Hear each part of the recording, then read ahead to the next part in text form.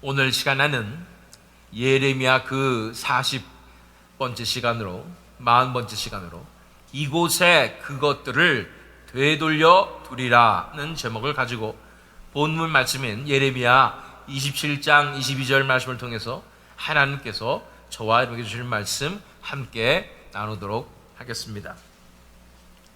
중세 시대를 흔히 암흑기, 영어로는 Dark Ages라고 부릅니다.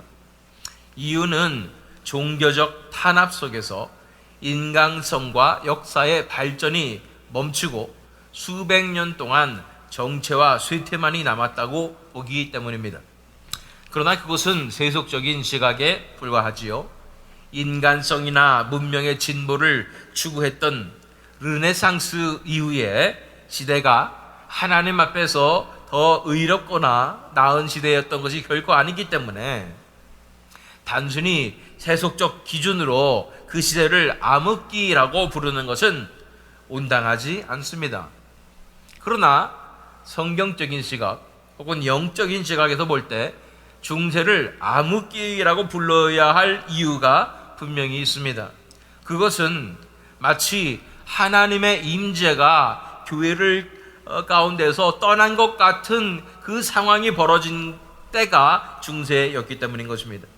교회조차 적그리스도의 세력에 사로잡혀서 종교의 영이 지배하였고 성령의 역사가 사라진 시대 같은 그것이 곧 중세의 참된 암흑기의 모습이었던 것입니다. 물론 하나님의 임재가 완전히 사라진 것은 아니었습니다. 하나님께서는 여전히 택하신 성도들을 통해서 또 택하신 교회들을 통해서 하나님의 임재를 이어가셨습니다. 그리고 그 명맥이 이어져서 마침내 종교개혁이라는 위대한 부흥의 열매를 맺으신 것입니다. 종교개혁의 이 역사를 바라보면 각 나라에서 영국에서도 일어나고 이 보헤미아에서도 일어나고 프랑스에서도 하나님께서 택하신 그 사람들과 이 교회들이 일어나서 점점 이 종교개혁으로 가고 있는 모습을 바라보게 됩니다. 이제 마침내 독일에서 마틴 루터가 일어남으로 말미암아 그 종교개혁이 시작되었고 칼빈과 즈빙글리와 이런 나중에 전 낙스와 이런 사람들을 통해서 이런 종교개혁이 완성되는 이 하나님의 놀라운 픽처를 바라보게 될 때 하나님의 교회는 결코 실패하지 않으며 하나님의 역사는 결코 멈추지 않는다는 사실을 바라보게 됩니다. 그러나 교회사를 통해서 이 중세랐던 시기는 하나님의 임재가 교회를 떠나버린 것 같은 majority, 정말 이 가장 주된 이 교회를 떠나버린 것 같은 그런 상황이 있었던 것입니다. 역사를 돌아보면 이렇게 언제나 하나님의 임재가 떠난 것 같은 시기들이 있었습니다. 예레미야의 시대가 그러했습니다. 남유다의 멸망과 그 다음에 바벨론 포로 시기가 그랬던 것입니다.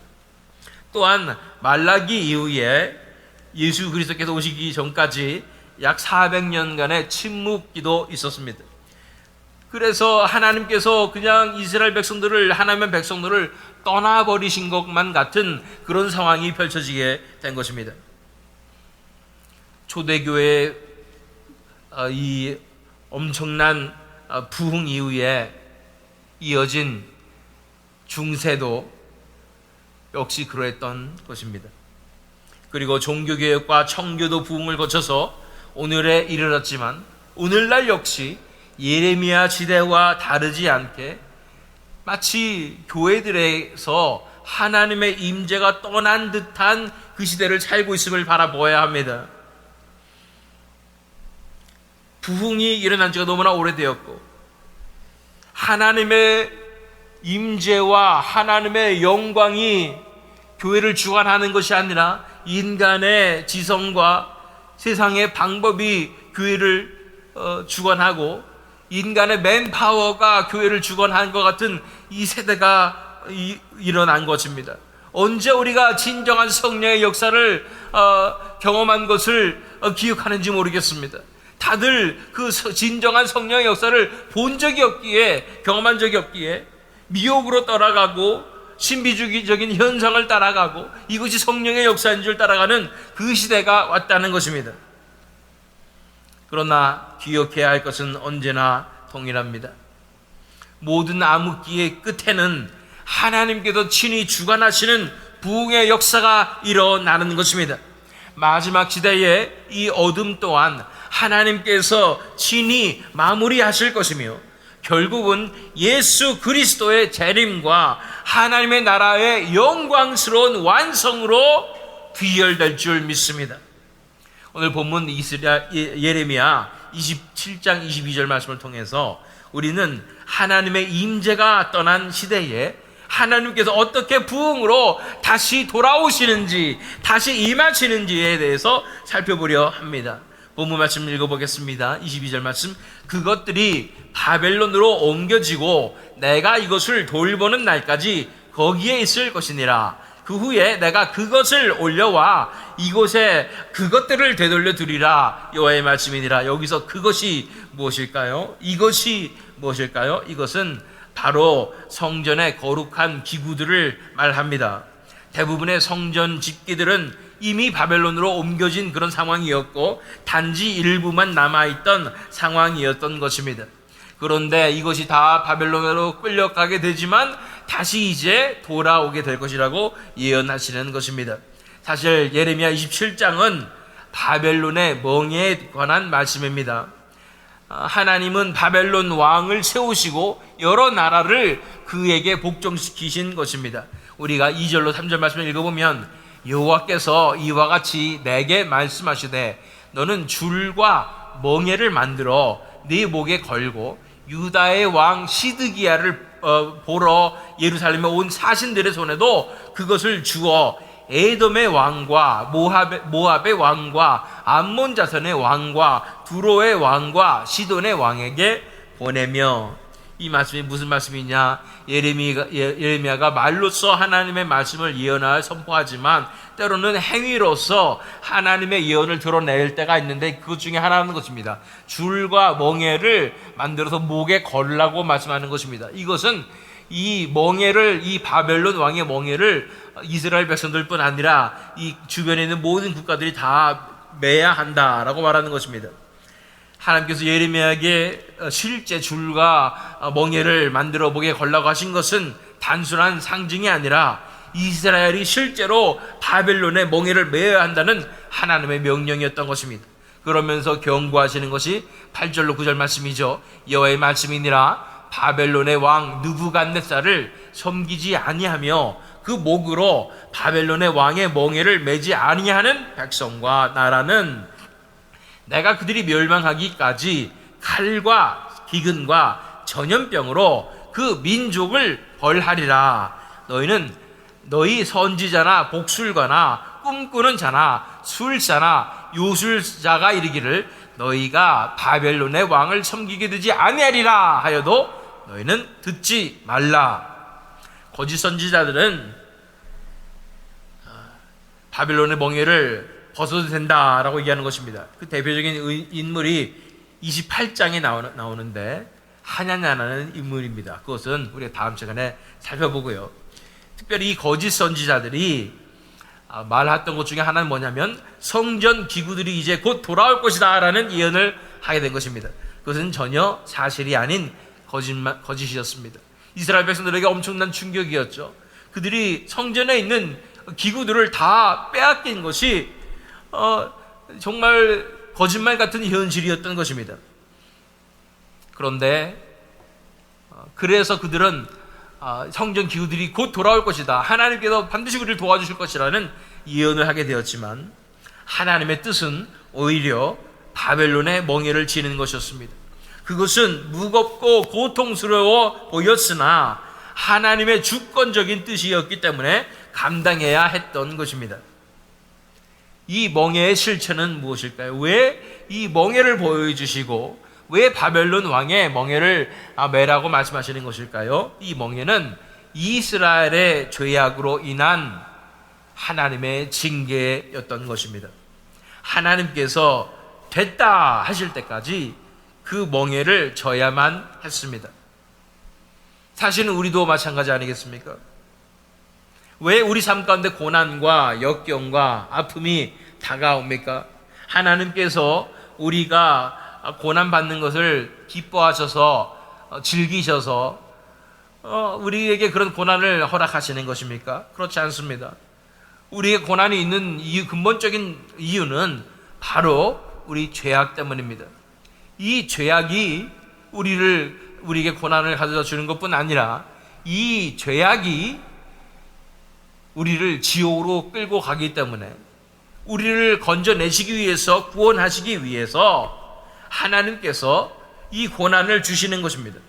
이것은 또한 우리에게 있어서 징계의 의미도 있는 것입니다. 우리는 이 죄악 때문에 십자가의 멍에를 지고 살아가야 하는 것입니다. 이것이 우리에게 마땅한 것입니다. 그러나 그 멍에는 우리를 멸망하게 하시기 위한 것이 아니라 천국에 합당한 자로 빚어가시는 하나님의 은혜의 손길임을 바라보시길 바랍니다.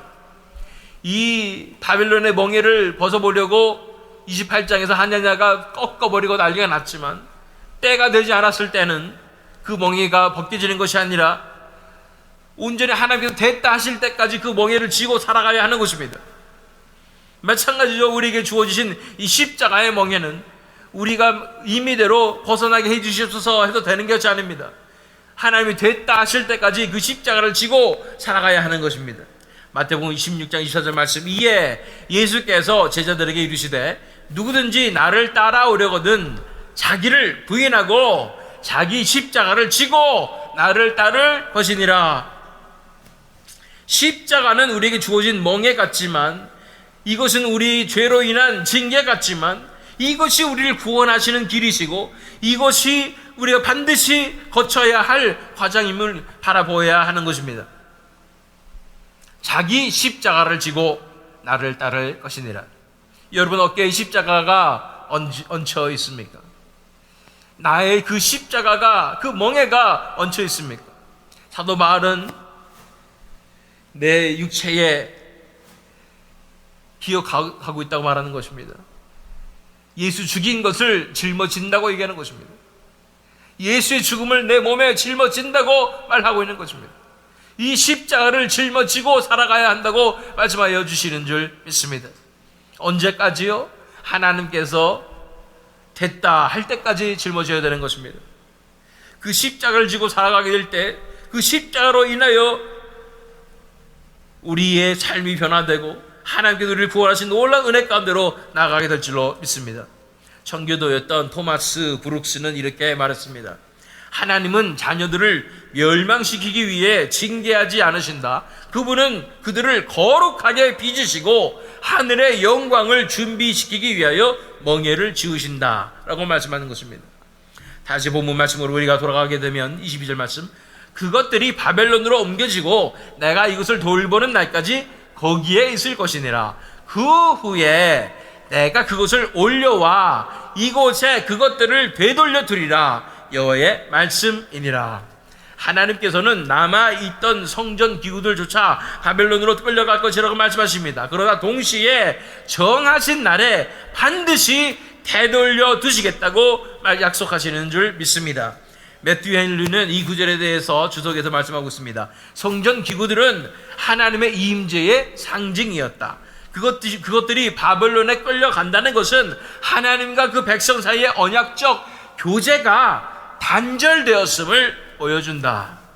그러나 주님은 자기 백성을 영원히 버리지 않으시며 정하신 날에 반드시 회복하신다.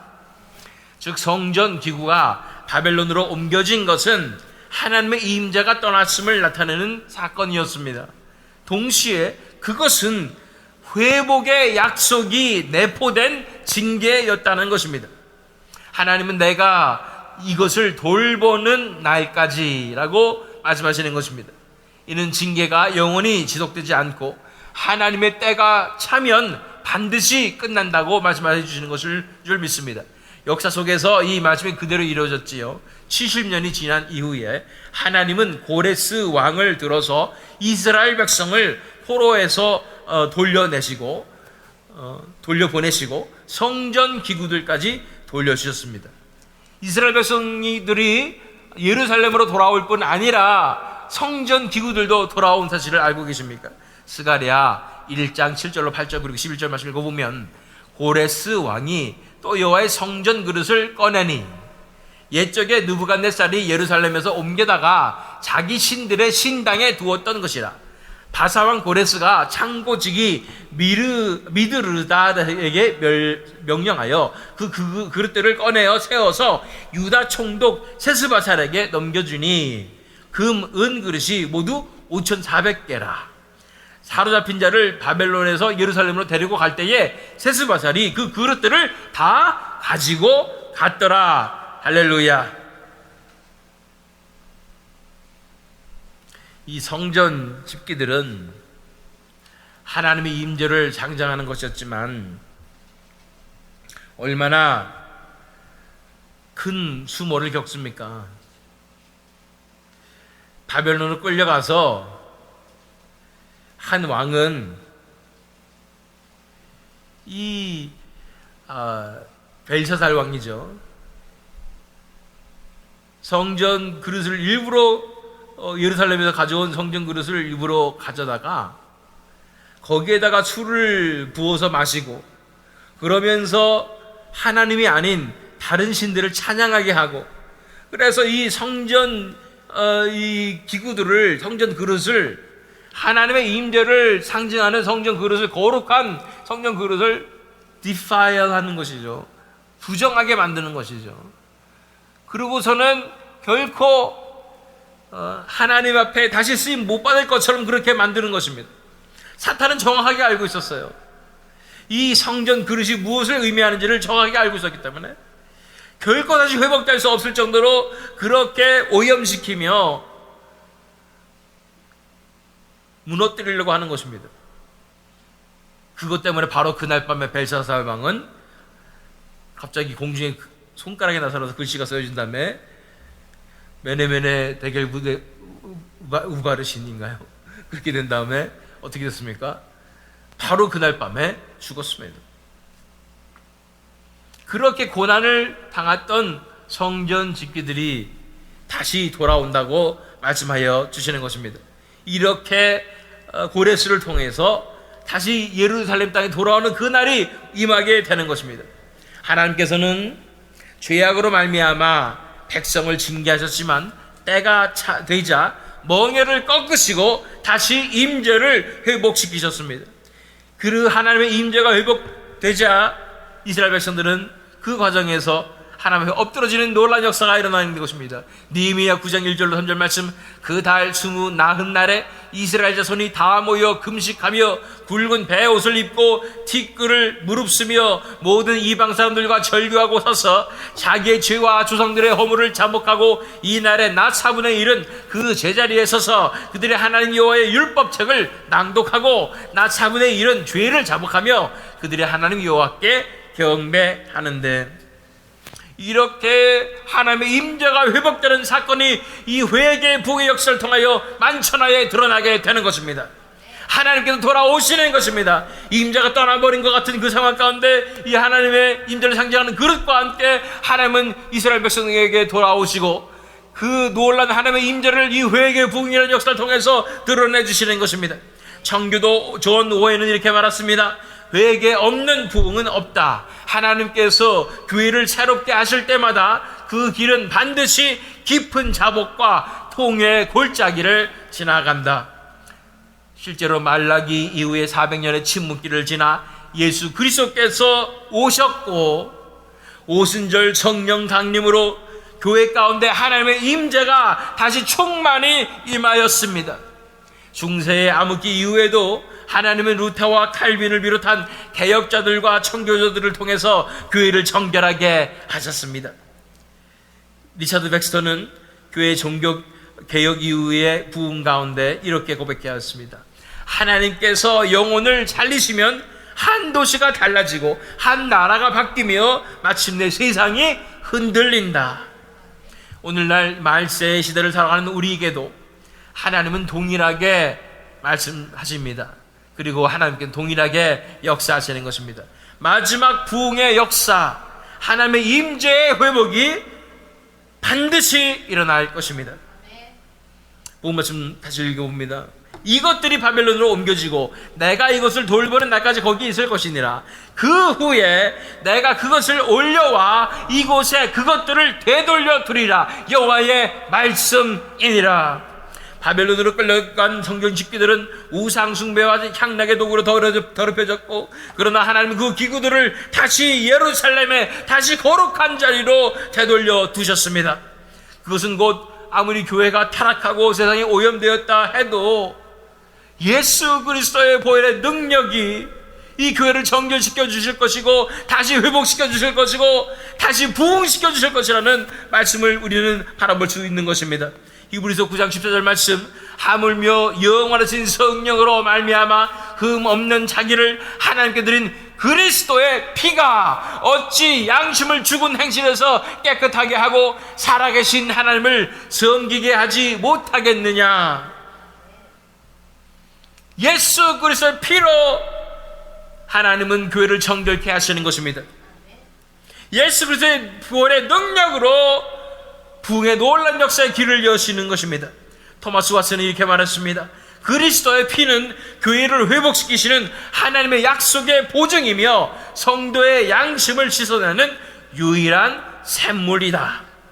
사랑하는 성도 여러분, 오늘 우리의 시대가 아무리 암흑기로 보여도 역사의 주관자는 여전히 하나님이십니다. 원수가 교회를 더럽히려 하지만 예수 그리스도의 보혈은 더 강력합니다. 하나님은 반드시 교회를 정결케 하시고 성령의 불로 다시 살리실 것입니다. 지금 우리가 메고 있는 멍에가 무겁게 느껴지더라도 견뎌내야 합니다. 십자가를 지고 십자가의 삶을 살아가야 합니다. 반드시 하나님께서 이 멍에를 벗기시고 자유케 하실 뿐 아니라 놀라운 부흥의 역사를 시작하실 것입니다. 그러므로 우리는 낙심하지 말고 오히려 간절히 기도해야 합니다. 하나님 앞에 엎드려 부흥을 사모해야 합니다. 로이드 존스 목사님은 그의 부흥 설교에서 이렇게 호소하였습니다. 교회는 인간의 조직이나 활동으로 살아나는 것이 아니다. 성령의 불길이 다시금 임할 때에만 죽은 뼈들이 살아나며 교회가 교회답게 일어선다. 지금은 바로 그 성령의 불을 구할 때입니다. 우리 안에 하나님의 임재가 회복되고 하나님께서 돌아오시고 교회 안에 부흥의 역사가 다시 시작되도록 간구해야 하는 줄 믿습니다.